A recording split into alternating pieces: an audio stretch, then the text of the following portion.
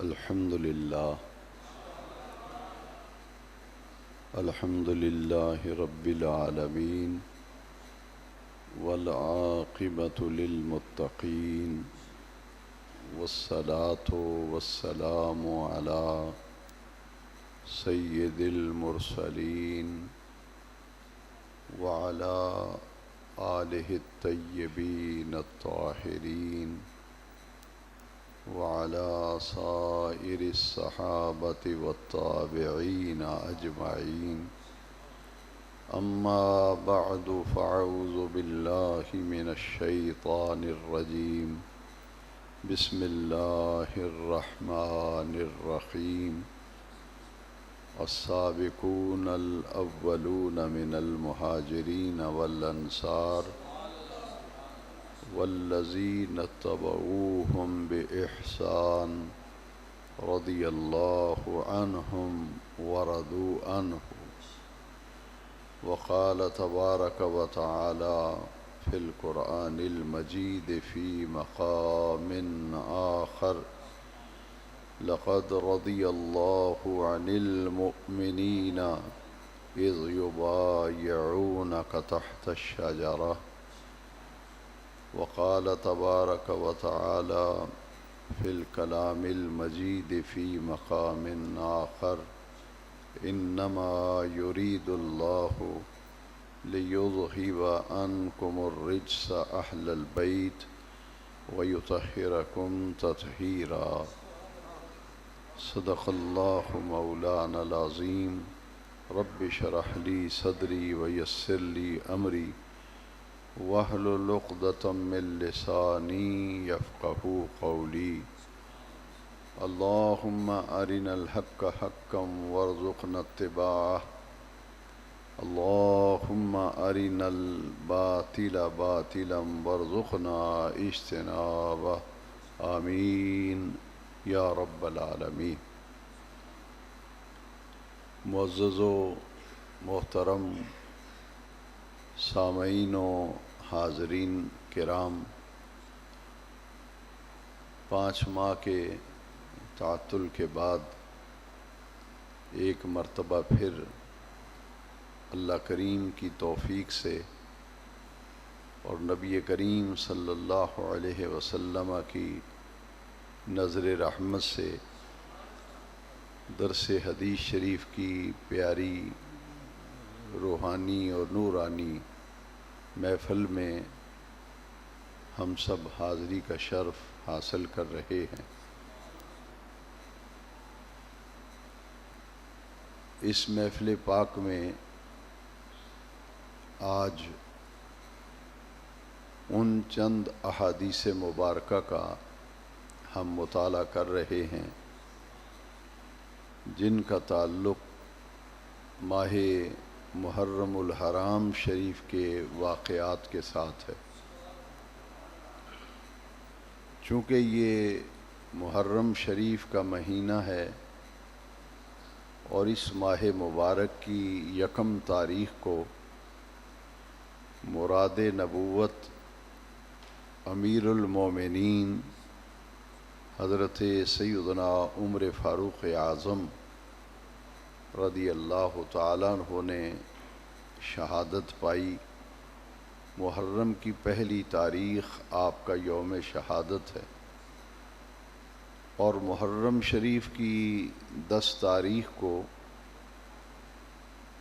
کربلا میں اہل بیت اطہار نے بے مثال لازوال قربانیاں پیش کیں، شہادتیں ہوئیں، اور امام عالی مرتبت سیدنا امام حسین رضی اللہ تعالی عنہ نے بھی عظیم شہادت پیش کر کے شجر اسلام کی آبیاری کی، دین کی بقا اور دین کی سالمیت کے لیے امام عالی مرتبت نے اپنا سارا خاندان قربان کر دیا اور اس منزل کو پا لیا۔ وہ منزل دین کا تحفظ تھا، وہ منزل دین کی بقا تھی، وہ منزل دین کی سلامتی تھی۔ یہ شہادت کربلا کا فیضان ہے کہ آج مسجدیں آباد ہیں، یہ مساجد میں نمازوں کا سلسلہ، یہ اذان کا سلسلہ، یہ جمعے کے اجتماعات، یہ عید کے اجتماعات اور یہ مدارس میں رونقیں، یہ ان عظیم شہادتوں کا فیضان ہے جو اسی دین کو بچانے کے لیے کربلا میں قربانیاں دی گئیں اور شہادتیں دی گئیں۔ آج کے درس حدیث شریف میں حالات و واقعات کی روشنی میں عقائد و نظریات کے حوالے سے چند احادیث آج ہمارے زیر مطالعہ ہیں، اور ہم اپنے عقائد و نظریات کا قبلہ درست کرنے کے لیے آج کے درس حدیث شریف میں متعدد احادیث مبارکہ سے رہنمائی حاصل کرنے کی سعادت حاصل کر رہے ہیں۔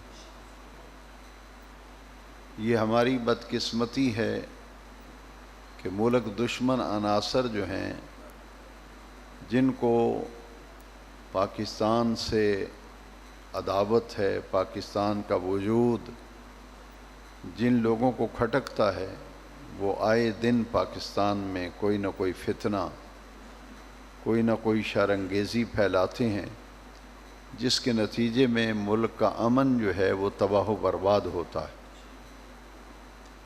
اس کے لیے وہ لوگ جو پاکستان بنانے کے مخالف تھے اور جنہوں نے پاکستان کی تحریک میں حصہ ہی نہیں لیا، اور وہ کہا کرتے تھے کہ پاکستان کی کوئی ضرورت نہیں، وہ لوگ اور ان کے تمام متبعین جو ہیں، ان کے ماننے والے، انہوں نے آج تک پاکستان کے وجود کو تسلیم ہی نہیں کیا، جس کی وجہ سے وہ ہر نازک موقع پر کوئی نہ کوئی ایسی شرارت کرتے ہیں تاکہ ملک میں انتشار پیدا ہو، فساد پیدا ہو، اور ملکی سلامتی اور ملکی امن کے لیے وہ لوگ ہمیشہ مسائل پیدا کرتے رہتے ہیں۔ اسی سلسلے کی ایک کڑی حال ہی میں اسلام آباد میں ایک شخص نے حضرت سیدنا ابو بکر صدیق رضی اللہ تعالیٰ عنہ کی شان اقدس میں بے ادبی اور گستاخی کی، یہاں تک کہ اس نے حضرت سیدنا ابو بکر صدیق کے لیے کفر کا لفظ استعمال کیا، اور پھر محرم شریف کی 10 تاریخ کو کراچی کے اندر نبی کریم صلی اللہ علیہ وسلم کے جلیل القدر صحابہ کرام کی توہین کی گئی، جس کے نتیجے میں آج کراچی کے اندر اہل سنت و جماعت یا رسول اللہ کہنے والے مکتبہ فکر کے لوگ لاکھوں کی تعداد میں سڑکوں پر نکل آئے، اور الحمدللہ پاکستان کی تمام ایجنسیوں پر اور حکومت پر اور افواج پاکستان پر آج کی ریلی سے یہ بات واضح ہو گئی کہ یہ یا رسول اللہ کہنے والے، میلاد منانے والے پرامن لوگ ہیں۔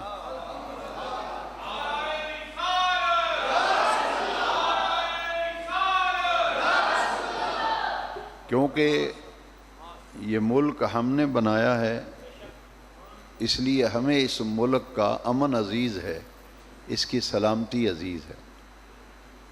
اتنا نازک ایشو تھا جس پہ یہ ریلی نکالی گئی کہ حضرت ابو بکر صدیق رضی اللہ عنہ کو معاذ اللہ ایک شکی انسان نے کافر کہہ دیا معاذ اللہ، اور پھر اجلہ صحابہ کرام کا نام لے کر توہین کی کراچی میں، تو لاکھوں رسول اللہ صلی اللہ علیہ وسلم کے غلام نکلے، ریلی نکالی، اپنے جذبات کا اظہار کیا، اس کی مذمت کی کہ ایسا نہیں ہونا چاہیے۔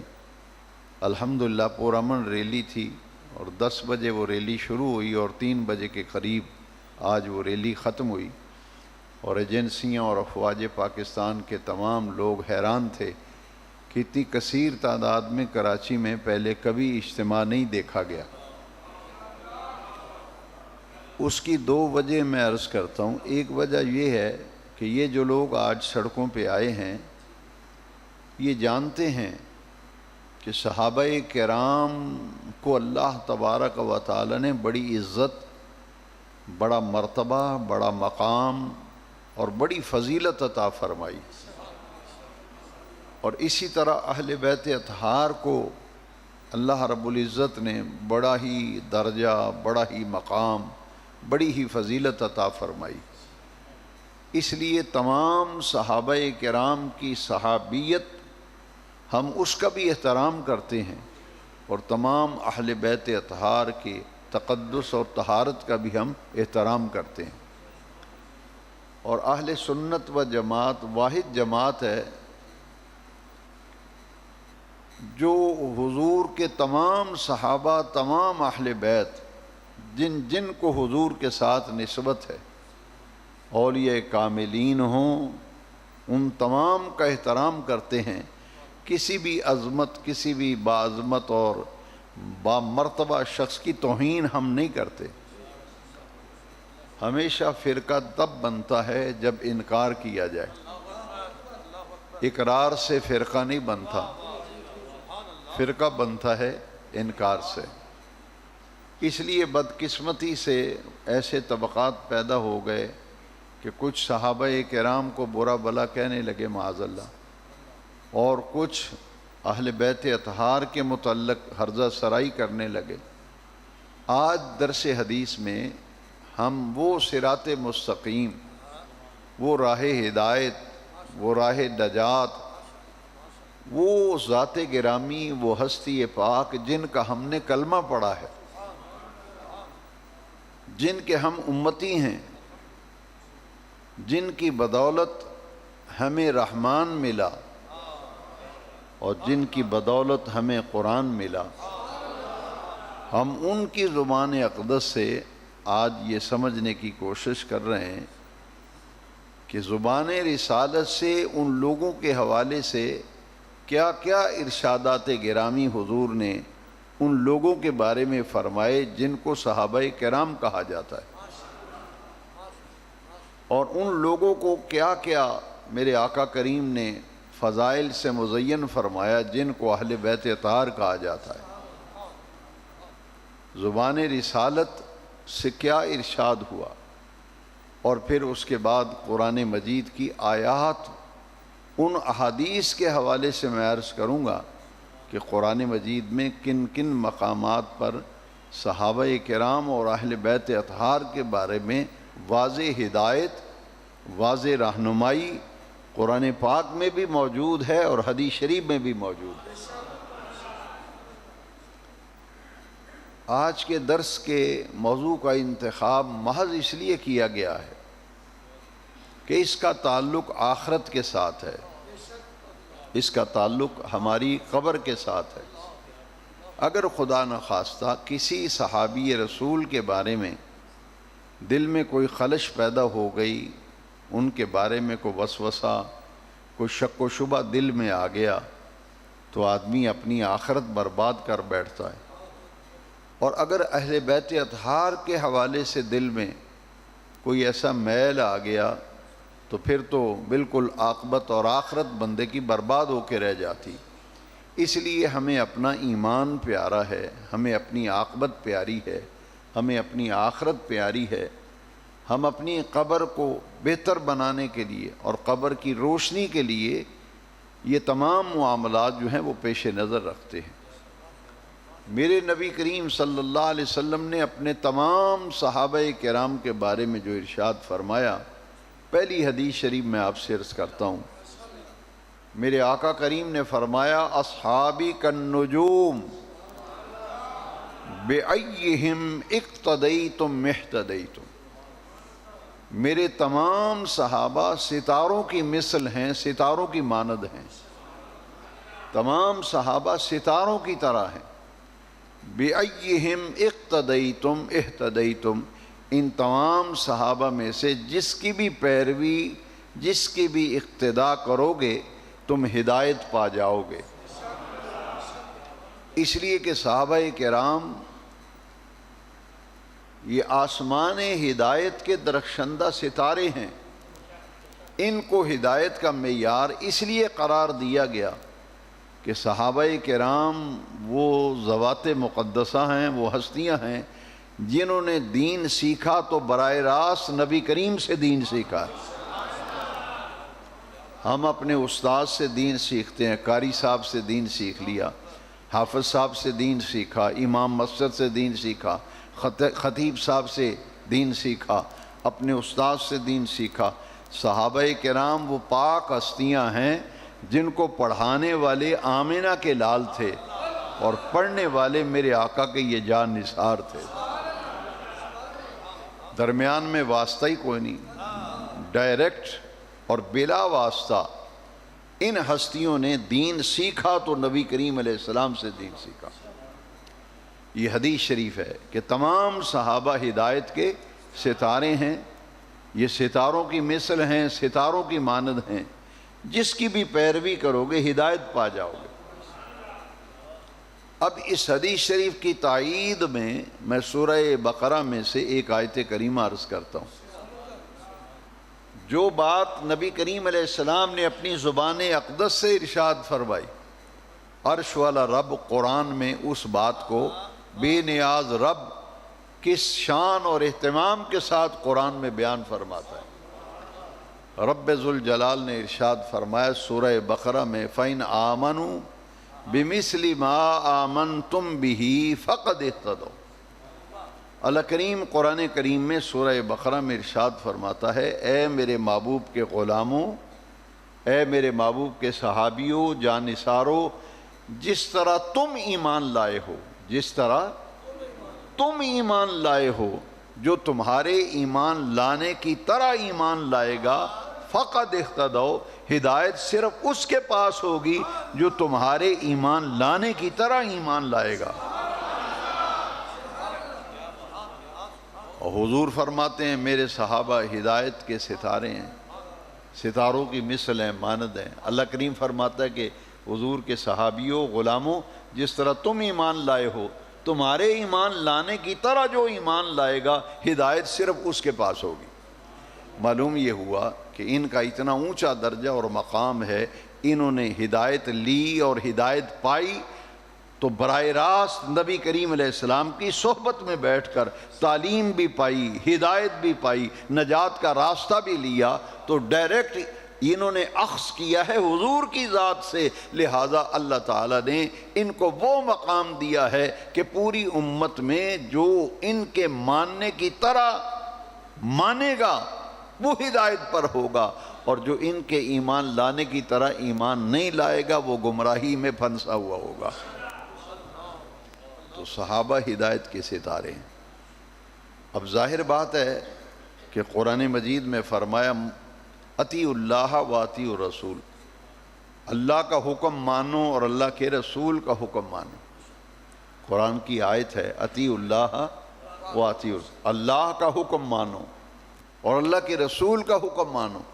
اور پھر قرآن مجید میں رب ذوالجلال خود ارشاد فرماتا ہے من یطع الرسول فقد اطاع اللہ، جس نے حکم مانا میرے رسول کا اس نے حکم مانا میرا۔ رسول کریم کا حکم ماننا ایسے ہے جیسے اللہ کا حکم مانا۔ اللہ کریم خود فرماتا ہے جس نے میرے رسول کا حکم مانا اس نے میرا حکم مانا۔ اب حضور سرور کونین صلی اللہ علیہ وسلم ارشاد فرماتے ہیں قل ان کنتم تحبون اللہ فاتبعونی یحببکم اللہ۔ قرآن مجید میں اللہ کریم فرماتے ہیں محبوب آپ فرما دیجئے، حضور کیا فرماتے ہیں؟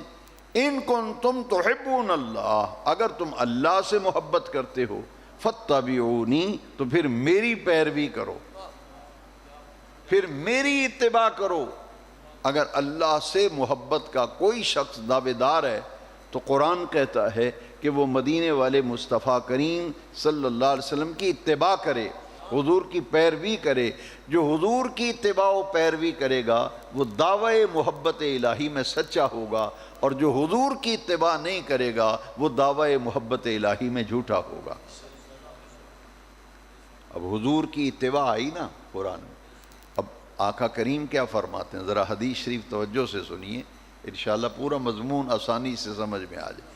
میرے آقا فرماتے ہیں علیکم بسنتی وسنت الخلفاء الراشدین المہدیین. حضور فرماتے ہیں تم پر میری سنت بھی لازم ہے اور میرے خلفائے راشدین کی سنت بھی تم پر لازم ہے. علیکم بسنتی وسنت الخلفاء الراشدین المہدیین. یہ ہدایت یافتہ ہے نا، مہدی کہتے ہیں ہدایت یافتہ. یہ خلفائے راشدین حضور فرما رہے ہیں یہ مہدیین ہیں، یعنی ہدایت یافتہ ہیں. قرآن بھی کہہ رہا ہے کہ تو اے حضور کے غلاموں تمہارے ماننے کی طرح جو ایمان لائے گا وہ ہدایت پر ہے. تو معلوم یہ ہوا یہ صحابہ کرام، یہ خلفائے راشدین، انہوں نے ڈائریکٹ اور براہ راست اور بلا واسطہ ہدایت پائی تو در مصطفیٰ سے پائی. در مصطفیٰ سے ہدایت پائی. اللہ کو یہ اتنے پیارے ہیں، رب کو اتنے پسند ہیں یہ بندے. اللہ کریم کے محبوب فرماتے ہیں میری سنت بھی تم پر لازم ہے اور مجھ سے براہ راست دین سیکھنے والے خلفائے راشدین ان کی سنت بھی تمہارے اوپر لازم ہے. ان کی سنت بھی لازم ہے.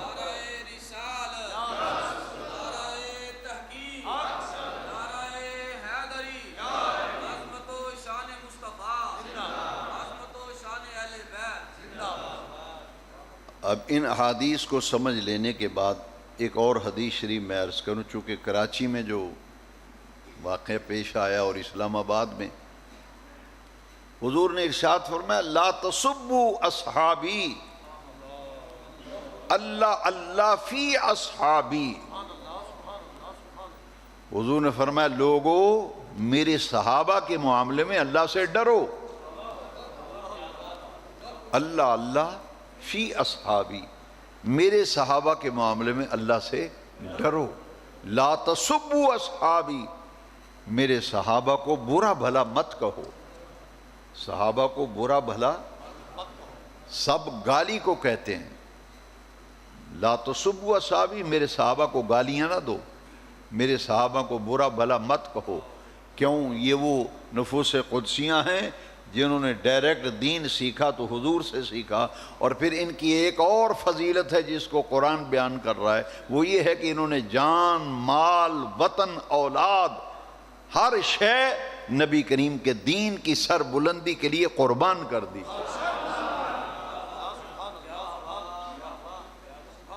ہدایت تو نبی پاک سے حاصل کی، لیکن ان کی فضیلت کا ایک بڑا پہلو یہ ہے کون چھوڑتا ہے اپنا مکان؟ یہاں تو ایک سرسائی کی دکان ہو تو وہ کوئی نہیں چھوڑتا. تو صحابہ کرام نے تو اپنے مکان چھوڑ دیے، جائیدادیں چھوڑ دیں، خاندان چھوڑ دیے، قبیلے چھوڑ دیے اور ہجرت کر کے مکہ پاک سے مدینہ منورہ چلے گئے. یہاں تک کہ حضرت مصعب بن عمیر رضی اللہ تعالیٰ عنہ بڑے امیر کبیر گھرانے کا نوجوان تھا، 18-19 سال کا کڑیل جوان تھا. حضور کا جب کلمہ پڑھا نا اور ہجرت کر کے مدینہ شریف جانے لگے تو گھر والوں نے تن کے کپڑے بھی اتار لیے تھے. آپ حیران ہوں گے، الف ننگا کر کے گھر سے نکال دیا. امیر کبیر گھرانے کا نوجوان کلمہ پڑھتا ہے اور ایمان لانے کے بعد ساری زندگی وقف کی. تو کس کام کے لیے وقف کی؟ قرآن مجید کی تعلیم کے لیے ساری زندگی وقف کر دی.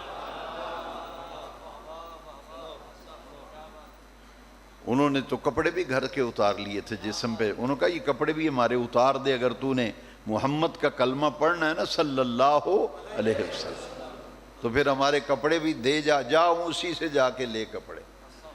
تو حضور نے مسجد نبوی کے دروازے پر ہجرت مدینہ پر دیکھا ان کے جسم پر پیبند لگے ہوئے تھے، کپڑوں کو ٹاکیاں لگی ہوئی تھیں. میرے آقا کریم کی آنکھوں میں آنسو آ گئے تھے. حضور نے فرمایا یہ وہ نوجوان ہے جس نے اللہ کے قرآن کی تعلیم کے لیے دنیا کی لذتوں کو لات مار دی ہے. تو یہ وہ نفوس قدسیہ سب کچھ قربان کیا. اور پھر دیکھیے جب یہ ہجرت کر کے مدینہ شریف چلے گئے تو قرآن نے پھر ان کی فضیلت کا ایک اور پہلو جو قرآن نے بیان کیا. حضور کو تو یہ اتنے پیارے ہیں کہ حضور فرماتے ہیں ان کو گالیاں نہ دو، صحابہ کو برا بلا مت کہو، یہ ہدایت کے ستارے ہیں. اور پھر ارشاد فرمایا کہ خلفائے راشدین کی سنت تم پر لازم ہے. عرش والے رب نے کیا فرمایا ان کے بارے میں؟ تو بے نیاز رب قرآن میں فرماتا سابقون الاولون من المہاجرین والانصار. قرآن مجید کی آیت کریمہ کے الفاظ بڑے پیارے ہیں، ذرا غور کیجیے. السابقون الاولون من المہاجرین والانصار والذین اتبعوہم بإحسان رضی اللہ عنہم ورضوا عنہ. السابقون کا معنی ہے پہلے پہلے.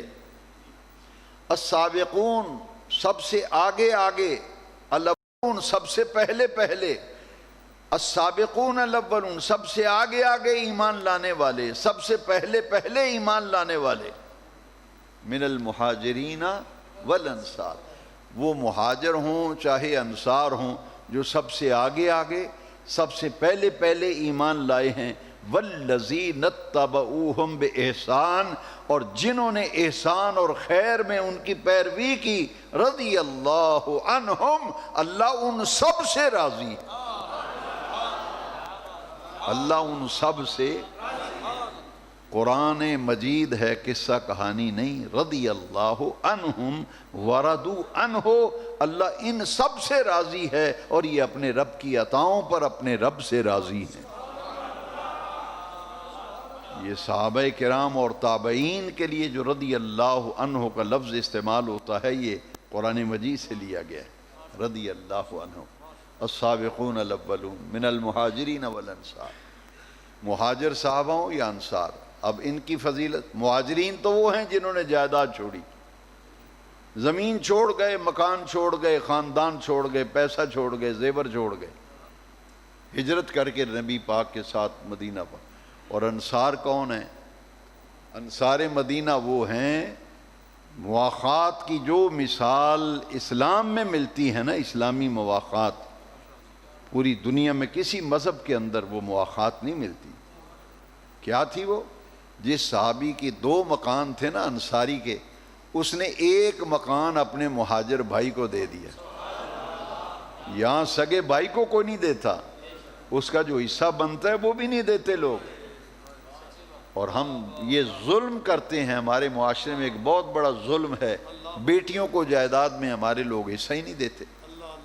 اور اتنی جاہلانہ یہ سوچ ہے، خدا معاف فرمائے، قرآن مجید کی تعلیم کے خلاف سوچ ہے. پھر لوگ کہتے تیاں بھی کدی حصہ لے جی دسو. بھئی جب اللہ حصہ دے رہا ہے تو تمہیں کیا تکلیف ہے؟ لِلذَّكَرِ مِثْلُ حَظِّ الْأُنثَيَيْنِ، قرآن نے کہا ہے جب بھی کسی کی جائیداد تقسیم ہوگی تو 2 بہنوں کا حصہ 1 بھائی کے برابر ہوتا ہے. تو شریعت میں حصہ ہے. یہاں سگے بہن بھائی کو حصہ نہیں ملتا. تو انصار وہ صحابہ تھے، 2 مکان تھے نا کسی کے، اس نے 1 مکان خالی کر کے اپنے مہاجر بھائی کے نام لگا دیا. وہ جیسے آپ رجسٹریاں کرواتے ہیں، نام لگا، وثیقہ بنا کے دے دیتے، ساری زندگی کے لیے میں مالک نہیں، یہ مہاجر بھائی مالک. ذرا اور سننا ذرا، قرآن ان کی شان بیان کر رہا ہے. جس کی 2 بیویاں تھیں اور مہاجر بھائی چھوڑ کے آ گیا سب کچھ. جس کی 2 بیویاں تھیں اس نے مہاجر بھائی کا گھر بسانے کے لیے 1 بیوی کو طلاق دے کر مہاجر بھائی کا گھر بسا دیا تھا. جس کے 2 کاروبار تھے اس نے 1 کاروبار مہاجر بھائی کو دے دیا تھا. جس کی 2 دکانیں ہیں 1 دکان مہاجر بھائی کو دے دی. بے نیاز رب نے فرمایا السابقون الاولون من المہاجرین والانصار والذین اتبعوہم بإحسان رضی اللہ عنہم ورضوا عنہ. ان سب سے اللہ راضی. اور بیعت رضوان کے موقع پر 1400 صحابہ کرام نے حضور کے ہاتھ پہ بیعت کی تھی. 1400 کم و بیش صحابہ. تو جب بیعت ہو رہی تھی تو اللہ کریم نے وہاں راضی ہونے کی سند تو پہلے ہی مل گئی تھی، رضی اللہ عنہم ورضوا۔ اب دیکھیے دوسری آیت میں عرض کر رہا ہوں، یہ 26ویں پارے میں سورہ فتح کی آیت کریمہ ہے۔ بے نیاز رب نے فرمایا لقد رضی اللہ عن المؤمنین اذ یبایعونک تحت الشجرہ، البتہ تحقیق اللہ راضی ہو گیا ان تمام ایمان والوں سے، اذ یبایعونک تحت الشجرہ، اے پیارے محبوب صلی اللہ علیہ وسلم، جو درخت کے نیچے آپ کے ہاتھ پر بیعت کر رہے تھے۔ ادھر بیعت ہو رہی ہے، ادھر عرش والا رب فرماتا میں ان سب سے راضی ہوں۔ اب کتنا ظلم ہے کہ قرآن کی نص ہو اور کوئی بندہ یہ کہہ دے کہ معاذ اللہ جی اوپر سے کلمہ پڑھا تھا، یہ تو اوپر سے کلمہ پڑھتے تھے معاذ اللہ۔ اب اللہ کریم نے اس کا جواب قرآن میں دے دیا۔ پوری آیت سنیے پھر، یہ جو اشکال پیدا کیا جاتا ہے، نہیں جی اتو منے ایسے میں کلمہ پڑھے تو نال رہندے سے، بے نیاز رب نے وہ کانٹا بھی نکال دیا۔ اللہ کریم فرمایا لقد رضی اللہ عن المؤمنین اذ یبایعونک تحت الشجرہ فعلم ما فی قلوبہم، فعلم ما فی قلوب، اللہ نے ان کے دلوں میں ہے وہ بھی جان لیا ہے۔ یہ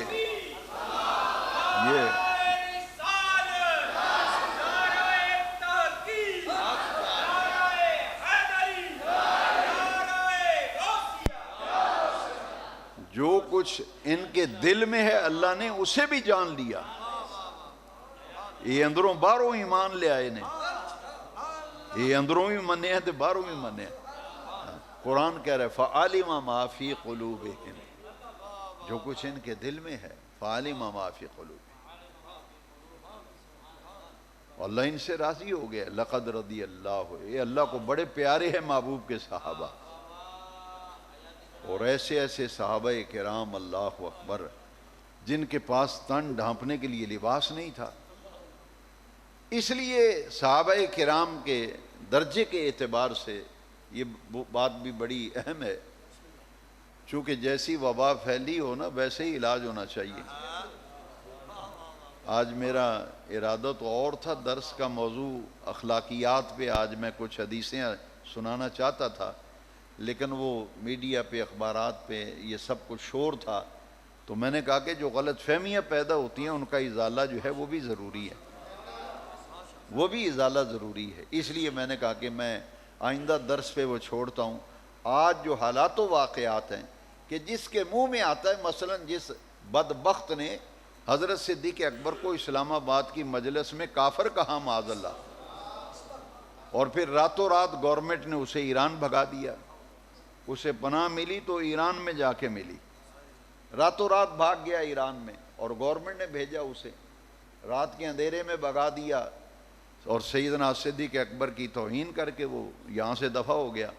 بس اتنی بات سمجھ لیں کہ ایک طرف قرآن کی نص ہے، ایک طرف قرآن کی، اور ایک طرف ایک کتابڑی چھوٹی سی اٹھا کے تاریخ کی، وہ بھی ملعون مورخ جس کو تمام مورخین نے لکھا ہے یہ تو بڑا جھوٹا قسم کا آدمی ہے، جھوٹی روایتیں گھڑ کے تاریخ میں ڈال دیتا ہے، اس کی کتابڑی اٹھا کے معاذ اللہ کوئی تاریخ کہے جی تاریخ پڑھو جی تاریخ میں کیا ہے۔ میں نے کہا ہم وہ تاریخ مانتے ہیں جو قرآن و حدیث سے ٹکراتی نہیں ہے، جس کی شان میں قرآن آیتیں اتار ہے، رب کا فرمان ہے، قرآن کی نص ہے، اس کے بارے میں معاذ اللہ دل میں خیال بھی آ گیا تو قرآن کی نص کا انکار کرنے سے بندہ کفر کے اندر چلا جاتا ہے۔ قرآن کی ایک نص کا انکار بندے کو کفر میں پہنچا دے۔ اب نص سنیے کیا ہے، کوئی نہیں بولتا ان موضوعات پر، سب کی زبانیں گنگ ہیں، خاموش ہیں، کوئی بولتا ہی نہیں، کون بولے گا؟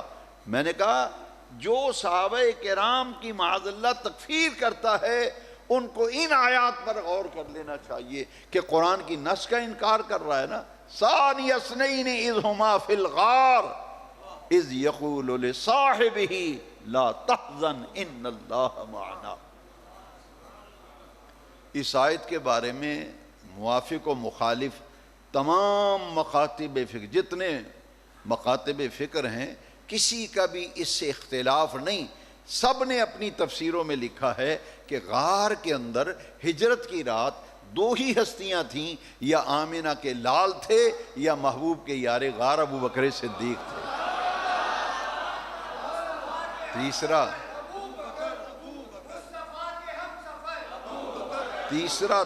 تو تھا ہی کوئی نہیں۔ اب آیت کریمہ سن لیں، پھر کوئی ثابت کرے کہ وہاں تیسرا بھی تھا کوئی۔ اللہ کریم نے لفظ ہی ایسے استعمال، ثانی اثنین اذ ہما فی الغار۔ ثانی کا معنی ہے دوسرا، ثانی کا معنی دوسرا، ثانی کا معنی دوسرا، اثنین کا معنی دو، اثنین کا معنی ثانی کا معنی دوسرا۔ اب آیت سنیے، ثانی اثنین، دونوں میں سے دوسرا، دونوں میں سے دوسرا، اذ یقولو لصاحبہ، جب اپنے صاحب سے کہہ رہا تھا، صحابی سے کہہ رہا تھا، لا تحزن ان اللہ معنا، ابو بکر غم نہ کر، اللہ ہمارے ساتھ۔ یہ سیدنا صدیق اکبر کی صحابیت کا ذکر بھی قرآن کی آیت ہے، صدیق اکبر کی۔ اور نوجوانوں، اے میرے پیارے بچوں، ایک بات آج سمجھ لو، جب نبی پاک کا وصال ہوا تھا 1,00,000 سے زیادہ صحابہ تھے۔ کتنے؟ بعض روایت میں 1.25 صحابہ جب نبی پاک کا وصال ہوا، لیکن یاد رکھو صرف اکیلے ابو بکر صدیق ہیں جن کی صحابیت کا ذکر عرش والے رب نے قرآن میں پڑھا۔ اس صدیق اکبر کے بارے میں معاذ اللہ کوئی دریدہ دہنی کرے، جس کی صحابیت کا ذکر بھی قرآن میں، جس کے ثانی اثنین غار کے اندر ساتھ رہنے کا بھی ذکر قرآن میں ہو، اور جس کی صدیقیت کا ذکر بھی قرآن کے اندر ہو۔ صدیق اکبر کی صدیقیت کا ذکر بھی قرآن میں، والذی جاء بالصدق وصدق بہ، کوئی اس طرح بیان نہیں کرے گا، کوئی آپ کو نہیں سمجھائے گا۔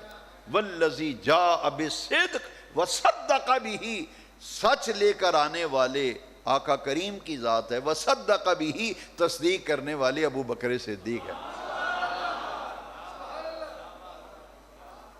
شیعہ حضرات کی ایک بڑی معتبر تفسیر ہے، تفسیر مجمع البیان، اس میں لکھا ہے کہ والذی جاء بالصدق سے مراد محمد الرسول اللہ صلی اللہ علیہ وسلم، وصدق بہ سے مراد ابو بکر صدیق۔ ان کی صدیقیت کا ذکر بھی قرآن میں، ان کی صحابیت کا ذکر بھی قرآن۔ یہ صحابہ کرام رضوان اللہ تعالی، صحابہ وہ جن کی ہر صبح عید ہوتی تھی، خدا کا قرب حاصل تھا، نبی کی دید ہوتی تھی۔ اور یہ تو انہوں نے اپنا تن من حضور پہ قربان کیا ہوا تھا، تن من دھن حضور پہ قربان تھا صحابہ کرام۔ تاریخ صحابہ پڑھی، یہ ایک الگ موضوع ہے، میں اس طرف جانا نہیں چاہتا۔ اب آئیے ذرا، جس ترتیب سے خلفائے راشدین ہوئے، اسی ترتیب سے قرآن مجید میں ان کی عظمتوں کا ذکر ہے۔ خلفائے راشدین کی تعداد 5 ہے، 5۔ کتنے خلفائے راشدین ہیں؟ 5 ہیں خلفائے راشدین۔ خلیفہ اول حضرت ابوبکر صدیق، خلیفہ دوم حضرت عمر فاروق اعظم، خلیفہ سوم سیدنا عثمان غنی ذو النورین، خلیفہ چہارم مولا کائنات حیدر کرار علی المرتضی شیر خدا رضی اللہ، اور پنجم خلیفہ راشد حضرت امام حسن مجتبی۔ بعض لوگوں کو غلط فہمی ہے، یہ خلفائے اربع ہیں، ابو بکر و عمر و عثمان و علی خلفائے اربع ہیں، لیکن خلفائے راشدین کا جب لفظ بولا جائے گا اس سے 5ویں خلیفہ راشد حضرت امام حسن مجتبی مراد ہوں۔ اس پر دلیل بھی سن لیں کہ میرے آقا کی حدیث شریف ہے کہ میرے بعد خلافت 30 سال رہے گی، 30 ایئرز، 30 سال میرے بعد خلافت رہے گی۔ اگر امام حسن مجتبی 6 مہینے خلیفہ رہے تھے، ان کی خلافت کے 6 مہینے نکال لیں تو 30 سال تو پورے ہی نہیں ہوتے۔ 30 سال پورے ہوتے ہیں، امام حسن مجتبیٰ کی خلافت کے 6 مہینے شامل کیے جائیں۔ 5ویں خلیفہ راشد امام حسن مجتبیٰ، اور ان کے بارے میں انہوں نے استعفیٰ دیا تھا۔ 6 مہینے خلیفہ رہے تھے، خلافت سے دستبردار ہو گئے تھے۔ کیوں ہوئے تھے یہ ایک اہم نقطہ سن لیں، اس حوالے سے بھی جو غلط فہمیاں پیدا کی جاتی ہیں انشاءاللہ ان کا بھی ازالہ ہو جائے گا۔ حضور نے فرمایا ابنی ھذا سید، میرا یہ بیٹا سردار ہے۔ ابنی ھذا سید، میرا یہ بیٹا سردار ہے، میرے اس بیٹے کے ذریعے اللہ تبارک و تعالی مسلمانوں کے 2 گروہوں کے درمیان صلح کرائے گا۔ وہ استعفیٰ دینے سے اور دستبردار ہونے سے صلح ہوئی تھی۔ آپ نے دین کی بقا و سالمیت کے لیے، خون خرابے سے ملت کو بچانے کے لیے دستبردار ہو گئے تو 2 گروہوں کے درمیان صلح ہو گئی۔ یہ حضور نے پیشگوئی فرما دی۔ تو علیکم بسنتی و سنت الخلفاء الراشدین المہدیین، میری سنت تم پر لازم، میرے خلفاء راشدین کی سنت تم پر لازم۔ اب اہل بیت اطہار، صحابہ کرام، اہل بیت اطہار، ایک تیسرا مقدس نفوس قدسیہ کی ایک جماعت ہے جس کا میں ذکر کرنا چاہتا ہوں، وہ ہیں ازواج مطہرات۔ اس وقت تک مضمون مکمل نہیں ہوگا۔ ان تینوں کا تعلق براہ راست حضور خاتم النبیین کی ذات اقدس کے ساتھ ہے۔ تمام صحابہ کو اصحاب رسول کہا جاتا ہے، اصحاب، اور تمام اہل بیت کو آل رسول کہا جاتا ہے۔ ہم آل کے ماننے والے بھی ہیں، ہم اصحاب کے ماننے والے بھی ہیں۔ یہ اصحاب رسول و آل رسول۔ تیسرا گروہ جس کا ذکر کرنا ہے وہ ہے ازواج رسول۔ ازواج رسول وہ مقدس عورتیں، وہ خواتین جن کو نبی کریم علیہ السلام نے اپنے عقد زوجیت میں قبول فرمایا۔ جو حضور کے نکاح مبارک میں عورتیں آئیں، خواتین آئیں، 11 ازواج مطہرات، ان سب کو قرآن نے کیا ٹائٹل دیا ذرا دیکھ لینا۔ کیونکہ ازواج مطہرات جس طرح صحابہ کرام کی توہین، اہل بیت کی توہین اہل اسلام کے لیے ناقابل برداشت ہے، اسی طرح ازواج مطہرات کی توہین، بے ادبی و گستاخی بھی ایمان کا نقصان ہے۔ کیوں؟ اس پر قرآن سے میں دلیل لا رہا ہوں، دلیل قرآن سے لا رہا ہوں۔ النبی اولا بالمؤمنین من انفسہم وازواجہ امہاتہم، قرآن نے فرمایا میرے محبوب تمہاری جانوں سے بھی زیادہ قریب ہیں، اور ان کی تمام بیویاں ایمان والوں کی مائیں ہیں۔ حضور کی تمام بیویاں ایمان والوں کی۔ حضرت ام المومنین عائشہ صدیقہ رضی اللہ عنہ، تمام ازواج میں سے سب سے کم عمر جو حضور کی رفیقہ حیات تھیں وہ حضرت عائشہ صدیقہ تھی۔ تمام ازواج مطہرات میں سے ان کی عمر باقی تمام ازواج سے کم تھی۔ ازواج مطہرات، ان کے متعلق ایک طبقہ معاذ اللہ بڑی دریدہ دہنی کرتا ہے، اس پر میں اور کیا عرض کروں گا کہ قرآن، بزرگ فرماتے تھے بھائی جہاں جاؤ قرآن بیان کرو تاکہ جو نہ مانے قرآن کی مار تو پڑے۔ ہم تو کچھ نہیں کہیں گے لیکن قرآن کیا کہہ رہا ہے دیکھیے ذرا۔ حضرت عائشہ صدیقہ ام المومنین، صدیق باپ کی صدیقہ بیٹی، اور عتیق باپ کی عتیقہ بیٹی، عفیف باپ کی عفیفہ بیٹی، جن پر تہمت معاذ اللہ اتہام کیا گیا، تو عرش والے رب نے اس اتہام کا جواب پھر بے نیاز رب نے قرآن میں دیا۔ کسی پر الزام لگے صفائی باپ دیتا ہے، کسی پر الزام لگے بھائی صفائی دیتے ہیں، خاندان والے، برادری والے، گلی محلے والے۔ ام المومنین حضرت عائشہ صدیقہ پر منافقوں نے جب اتہام کیا تو بے نیاز رب نے حضرت عائشہ صدیقہ کی پاک دامنی کی گواہی دی۔ اور ایک آیت بھی حضرت عائشہ صدیقہ کے تقدس و طہارت و پاک دامنی عفت و عصمت پر آ جاتی، وہ ہم غلاموں کے لیے بہت بڑا سہارا تھی، لیکن اللہ کی عزت کی قسم ہے 1 2 4 نہیں 18 آیتیں بے نیاز رب نے حضرت عائشہ صدیقہ کی پاک دامنی پر نازل فرمائی۔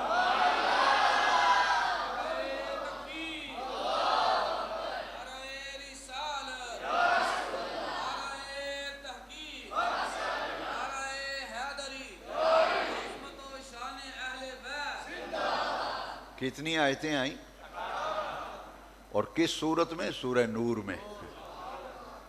جس کا جی چاہے پڑھے۔ اللہ کریم نے پھر جو لفظ استعمال کی نا، بے نیاز رب کہتا ہے ھذا بہتان عظیم، عرش والا رب کہہ رہا ہے یہ بہت بڑا بہتان ہے جو حضرت عائشہ پہ لگایا گیا۔ ھذا افک مبین، یہ کھلی الزام تراشی ہے جو میرے محبوب کی بیوی پہ کی گئی ہے۔ قرآن کہہ رہا ہے ھذا بہتان عظیم، ھذا افک مبین، یہ کھلی ہوئی الزام تراشی ہے جو صدیقہ پہ کی گئی ہے۔ بے نیاز رب نے قرآن میں حضرت عائشہ صدیقہ کے پاک دامن ہونے پر دوستو 1 2 نہیں 18 آیتیں قرآن میں نازل فرما دی۔ اس لیے میں کہا کرتا ہوں کہ اس وقت جتنی بھی جماعتیں ہیں، جتنے مسلک ہیں، اہل سنت و جماعت ان سب پر فوقیت رکھتا ہے۔ یہ جنتیوں کا گروہ ہے، یہ راہ نجات والے ہیں، یہ صراط مستقیم والے ہیں۔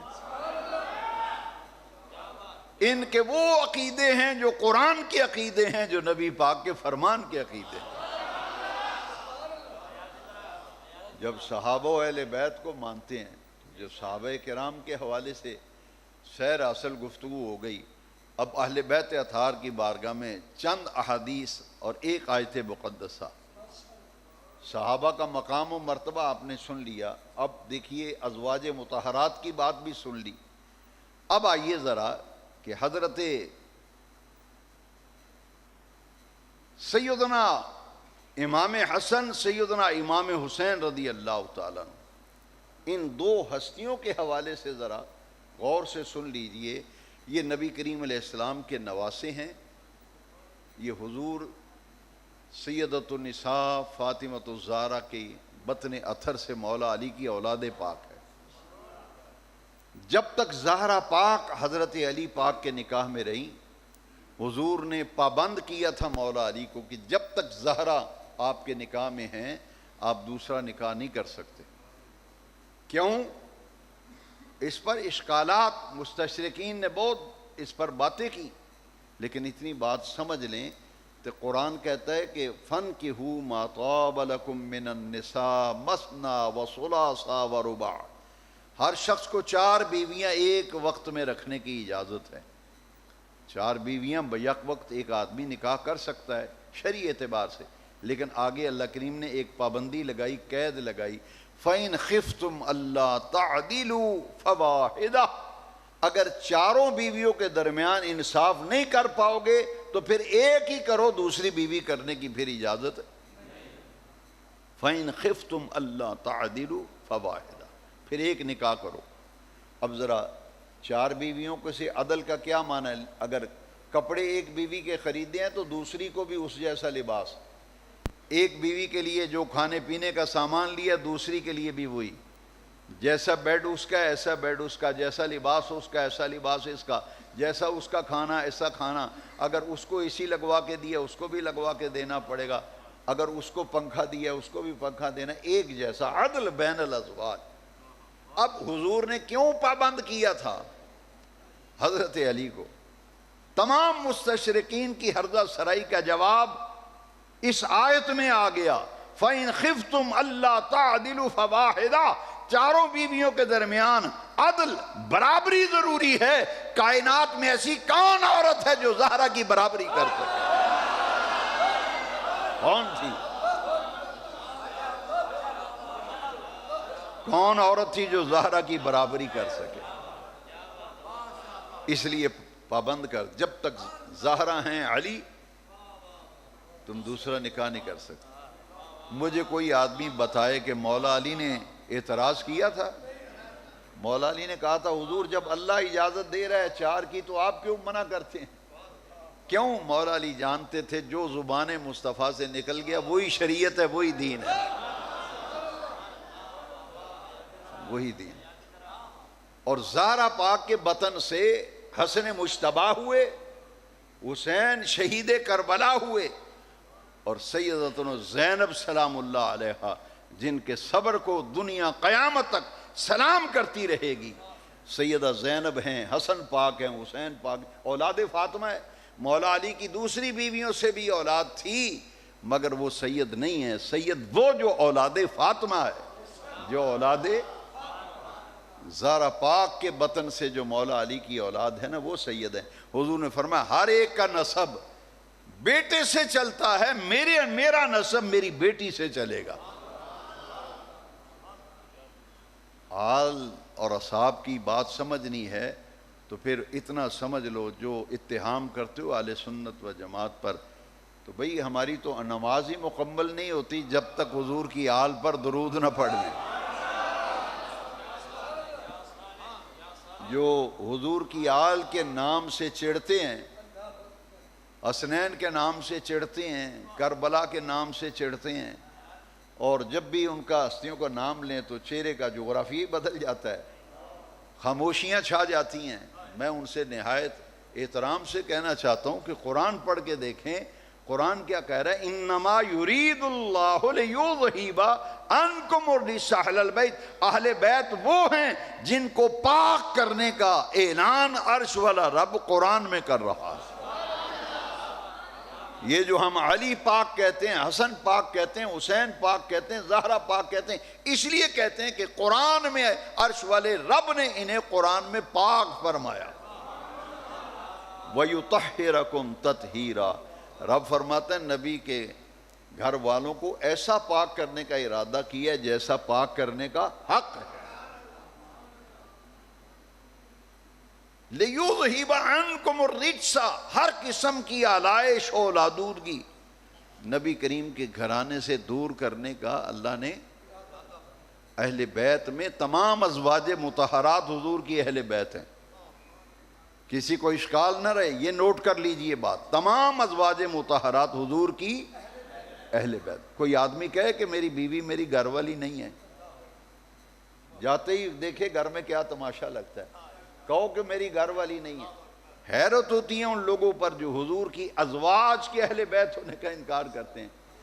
قرآن کہہ رہے ہیں انما یرید اللہ لیذہب عنکم الرجس اہل البیت، تو اہل بیت حضور کی تمام ازواج مطہرات قرآن کے عموم میں شامل ہیں، اور تمام ازواج مطہرات بھی حضور کی اہل بیت ہیں۔ اب اہل بیت کے بارے میں قرآن کہہ رہا ہے ہر قسم کی آلودگی دور کرنے کا اللہ نے ارادہ اور جس سے اللہ نجاست دور کر دے، جس سے اللہ نجاست دور کر دے، نجاست اس کے قریب کیسے آ سکتی ہے؟ اس لیے تمام ازواج مطہرات پاک دامن تھی، ایمان والوں کی مائیں تھیں، عند اللہ ان کا بڑا مقام و مرتبہ ہے۔ قرآن میں ان کی شان میں آیتیں نازل، اور اہل بیت اطہار کا یہ مقام ہے۔ صحابہ کے بارے میں فرمایا یہ ہدایت کے ستارے ہیں، اور اہل بیت کے بارے میں کیا فرمایا؟ مثل اہل بیتی کسفینۃ نوح فمن راقبها فقد نجا ومن تخلف عنها فقد ہلک۔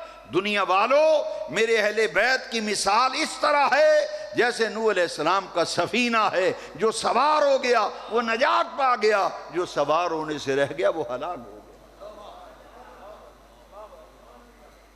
اہل سنت کا ہے بیڑا پار کہ اصحاب حضور نجم ہیں، نو ہے عطرت رسول اللہ۔ اس لیے بھائی ہم تو صحابہ کے دن آئیں تو دھڑلے سے مناتے ہیں، 10 محرم کو خوب لنگر پکاتے ہیں امام پاک کا۔ شاہ عبدالعزیز محدث دہلوی نے لکھا ہے جو 10ویں محرم کو امام پاک کی شہادت کے دن لوگوں کو کھانا کھلاتا ہے، سال بھر اس کی روزی میں کمی نہیں آتی، اس کے رزق میں بڑی برکت رہتی ہے۔ یہ اہل بیت اطہار کا بڑا مقام ہے۔ اللہ کریم کہ پیارے محبوب صلی اللہ علیہ وسلم کے یہ گھرانہ ہے، حضور کا گھرانہ ہے، حضور کی آل ہیں۔ بھئی نماز کے اندر پڑھتے ہیں اللہم صلی علی محمد وعلا تو حضور کی آل پر تو نماز کے اندر درود ہے، تو ہماری تو بھئی نماز نہیں ہوتی جب تک حضور کی آل پر درود نہ پڑھ لے۔ اصحاب رسول، آل رسول اور ازواج رسول، آج کے درس میں ہم نے الحمدللہ تینوں ان مقدس ہستیوں کا ذکر کیا، اصحاب کا بھی، آل کا بھی، ازواج کا بھی۔ اور یاد رکھیے ان دو ہستیوں کو تو بڑا مقام حاصل ہے، اہل بیت اطہار میں ان کو بڑا اونچا مقام ہے۔ یہ پانچ تن پاک کا جو لفظ بولا جاتا ہے نا، کئی لوگ اس پہ بھی بڑا ان کو بڑی تکلیف سی محسوس ہوتی ہے، لیکن مجھے حیرت ہوتی ہے کہ میرے آقا کریم کی واضح حدیث شریف ہے، واضح حدیث پاک ہے۔ میرے آقا تشریف فرما تھے اور حضور نے ایک کمبل جو ہے، ایک چادر، کمبل نما چادر تھی نبی کریم علیہ السلام کے پاس، آپ نے اس چادر کے اندر حضرت علی آئے، ان کو چادر کے اندر لیا، زہرا پاک آئیں، چادر کے اندر لے لیا، حسن پاک آئے، چادر کے اندر لے لیا، حسین پاک آئے، اندر لے کر چادر اڑا کر اپنی آغوش میں لے کر رحمت کائنات نے کیا فرمایا، اب یہ پانچ ہستیاں ہیں، میرے آقا ہیں، علی پاک ہیں، زہرا پاک ہیں، حسن پاک ہیں، حسین پاک ہیں، یہ پانچوں نفوس قدسی ہیں۔ تو حضور ان کے بارے میں، ان چار ہستیوں کے بارے میں حضور کیا فرماتے ہیں، ذرا غور سے سنیے۔ حضور نے فرمایا اللہم ہؤلاء اہل بیتی، یا اللہ یہ بھی میرے اہل بیت ہیں، یہ بھی میرے اہل بیت۔ یہ حضور نے اپنی زبان اقدس سے فرمایا، اس لیے کہ قرآن میں ان ہستیوں کا نام تو نہیں نا، یرید اللہ لیذھب عنکم الرجس اہل البیت، اہل بیت۔ تو کئی مولویوں نے کہنا تھا نہیں جی یہ تو حضور کے بیویاں مراد ہیں اہل بیت، جیسے آج بھی کچھ لوگ کہتے ہیں کہ یہاں اہل بیت سے یہ مراد نہیں ہے، تو حضور نے اپنی زبان سے لفظ ایسے ارشاد فرما دیے قیامت تک کسی کو اعتراض کرنے کا موقع ہی نہ ملے۔ حضور نے معاملہ صاف کر دیا، کیوں؟ حضور نے اپنی زبان سے انہیں اہل بیت فرما دیا، اور جس کو آمینہ کا لال اہل بیت فرما دے ان کے اہل بیت ہونے میں کوئی شک کیا جا سکتا۔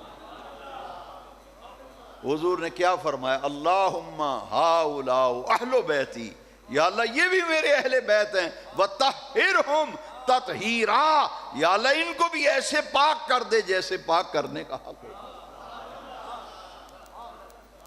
ان ہستیوں کو پاک، حضور، یہ حضور کا گھرانہ ہے، اللہ اکبر۔ اور زہرا پاک کی شان کا کیا کہنا، قیامت کا دن ہوگا، قیامت کا دن ہوگا، زہرا پاک جب پل صراط سے گزریں گی تو آواز آئے گی کہ اے میدان حشر کے لوگوں، اپنی نگاہوں کو، آنکھیں بند کر لو، سروں کو جھکا لو، زہرا پل صراط سے گزر رہی ہے۔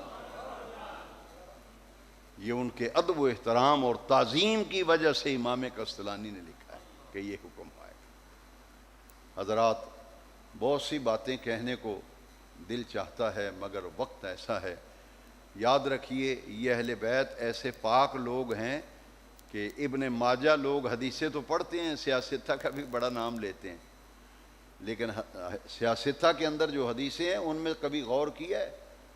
حضور نے فرمایا یہ دونوں میرے بیٹے ہیں اور میری بیٹی کے بیٹے ہیں، حسن و حسین، یہ میرے بیٹے ہیں اور میری بیٹی کے بیٹے ہیں۔ اللہم انی احبہما، یا اللہ میں ان دونوں سے محبت کرتا ہوں، فاحب من یحبہما، یا اللہ تو بھی ان سے محبت فرما، اور جو ان سے پیار کریں تو انہیں اپنا محبوب بنا لے۔ حسین منی و انا من الحسین، حسین مجھ سے ہیں، میں حسین سے ہوں۔ حضرات، ان ہستیوں کو اللہ نے بڑا مقام دیا ہے، بڑی عزت دی ہے، اور یاد رکھیے جس کو اللہ نے عزت دی ہے اس کا احترام کرنا ہمارے اوپر واجب ہے۔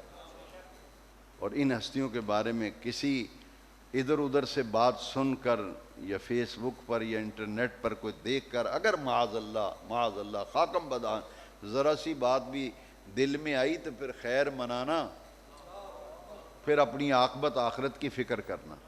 ہماری عقیدے کی بنیاد نہ فیس بک پہ ہے، نہ انٹرنیٹ پہ ہے، نہ یہ جو پوسٹیں چڑھائی جا رہی ہیں ان پر ہمارے عقائد کی بنیاد نہیں ہے.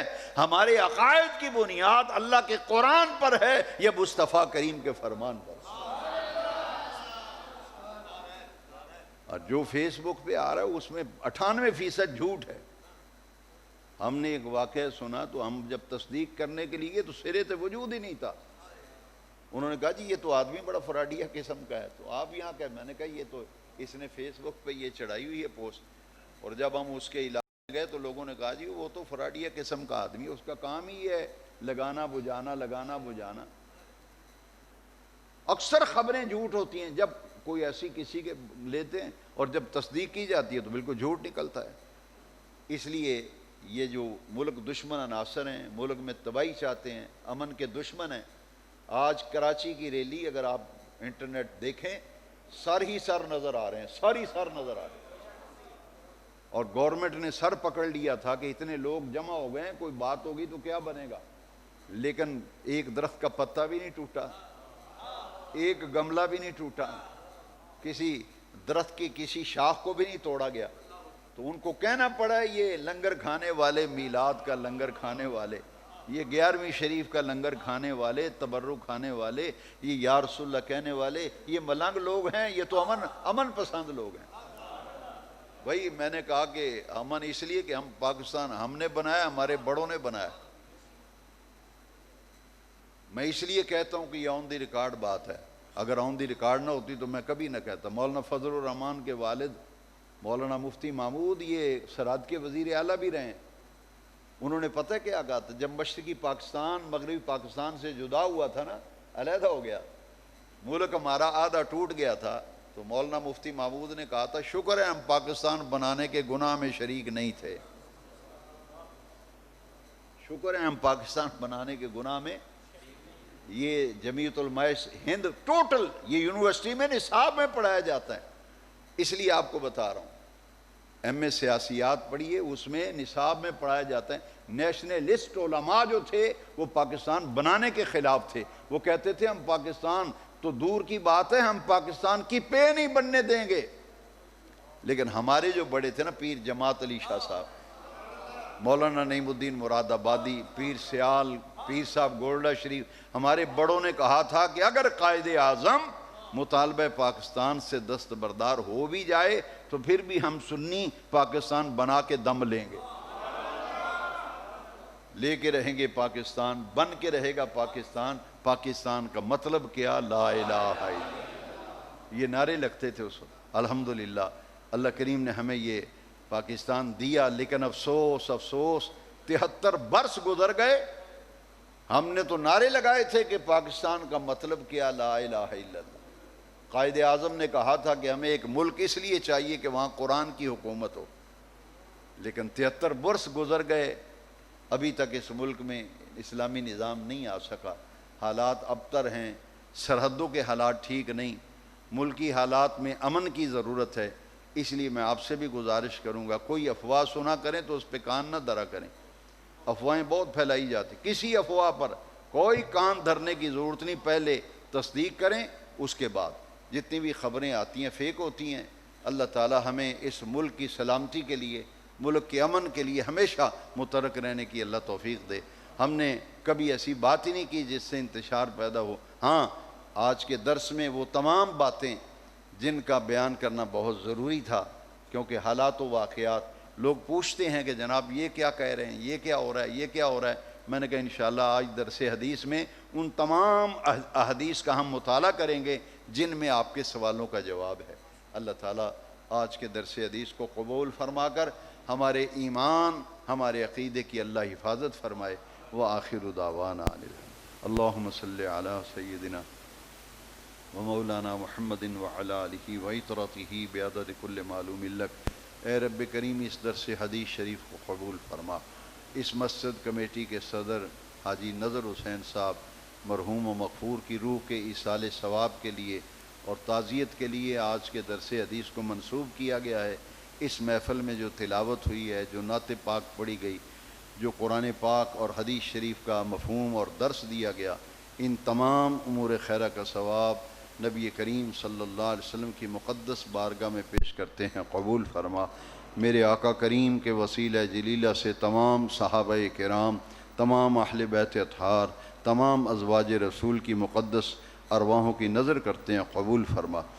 حضور کے طفیل نبی پاک صلی اللہ علیہ وسلم کے صدقے، اہل بیت، صحابہ و ازواج رسول کی برکت سے حاجی نظر حسین صاحب مرحوم وقور کی روح کو آج کی محفل کے جملہ امور خیرہ کا ثواب عطا فرما۔ یا اللہ ان کی مغفرت فرما کر جنت الفردوس میں ان کو اعلیٰ مقام عطا فرما، ان کی قبر پر رحمتیں نازل فرما، ان کے درجات کو بلند فرما، ان کے اہل خانہ کو، بچوں کو صبر جمیل عطا فرما۔ مسجد سے ان کی محبت، ان کا پیار، مسجد کی خدمت قبول فرما کر مولا دنیا اور آخرت میں ان کی اولاد کو بھی اور ان کی آخرت میں ان کو جزا عطا فرما دے۔ ربنا تقبل دعا وصلی اللہ تعالی علی حبیبہ سیدنا محمد وعلی آلہ واصحابہ اجمعین برحمتک۔